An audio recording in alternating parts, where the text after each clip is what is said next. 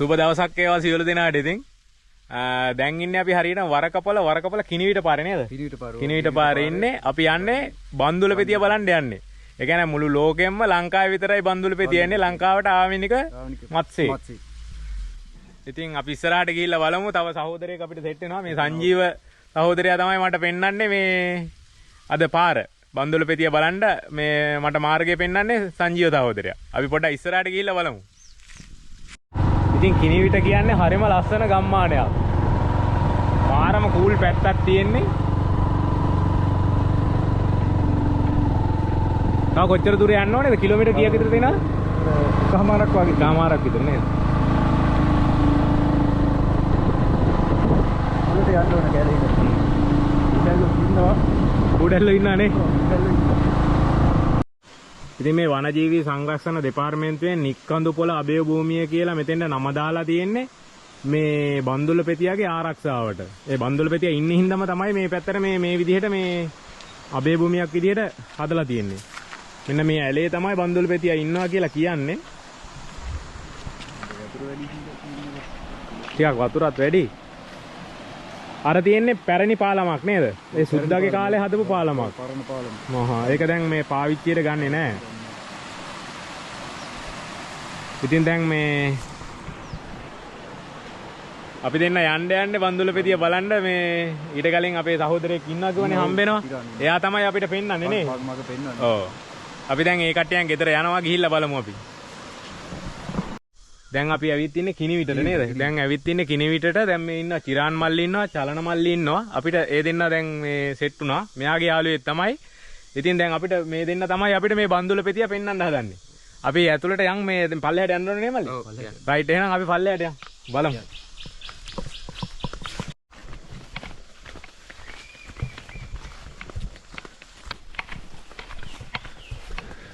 මේකට අගන්නේ නේද? එන්න දෙන්නේ නැහැ නේ.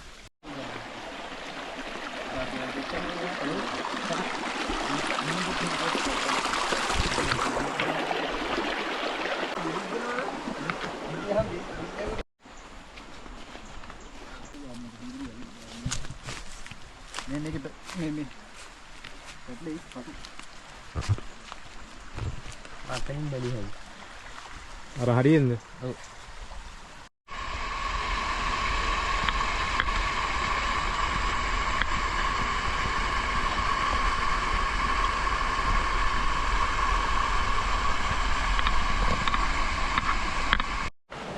මේ තමයි තවත් බේතක් ඉතින් දිව්‍යමය ಔಷධයක් මේ හීම්බෝවිටියා. අක්මාවේ රෝගවලට එහෙම සුපිරි. මේක මොනවද මේ බරුකොකු. මේක මේ ධනි සමාරුවට එහෙම ආතරයිටිස් වලට එහෙම සුපිරි බේතක් නේද? මේ පැත්තේ කැලේ තියෙනවා. බහුලව තියෙනවා. ඉතින් මේ වගේ වටිනා කියන දේවලුත් මේ හරිය තියෙනවා.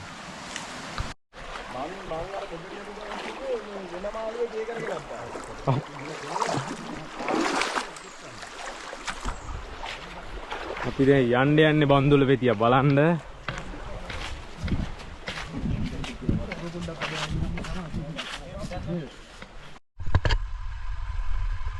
බන්දුලපෙතිය වුණත් බලන්න ලේසි නෑ නේද? අපි තැන් දෙකකට ගියා එතන හම්බුන්නේ නෑ මොකද වතුර ටික වැඩි හින්දා. ඔව්.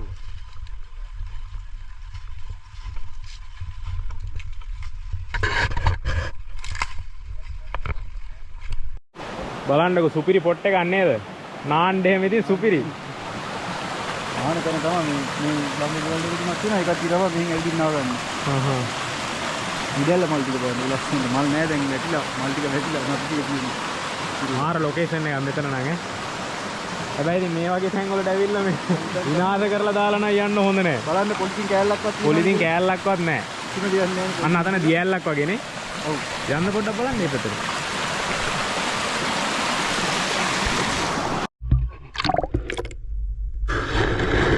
ඉතින් මේ ඉන්නේ දැන් බන්දුලපෙතියා. අපි අන්තිමට හොයාගත්තා. ඉතින් මේ හරියම මේ ක්‍රියාශීලී මාළුවෙක්. 1990ට කලින් අපේ රටේ නීතියක් තිබුණේ නැහැ මේ මිරිදිය මසුන් ඕනම තැනින් අල්ලලා ඕනම තැනකින් විකුණන්න පුළුවන්. ඉතින් නීතියක් තිබුණේ නැහැ අල්ලන්න එපා කියලා.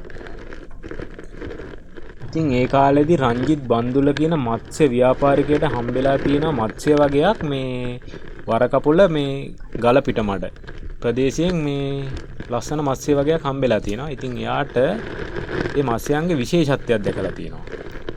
ඉතින් ඊට පස්සේ මේ මහත්මයා අදාළ අංශවලට මේ ගැන කියලා තියෙනවා.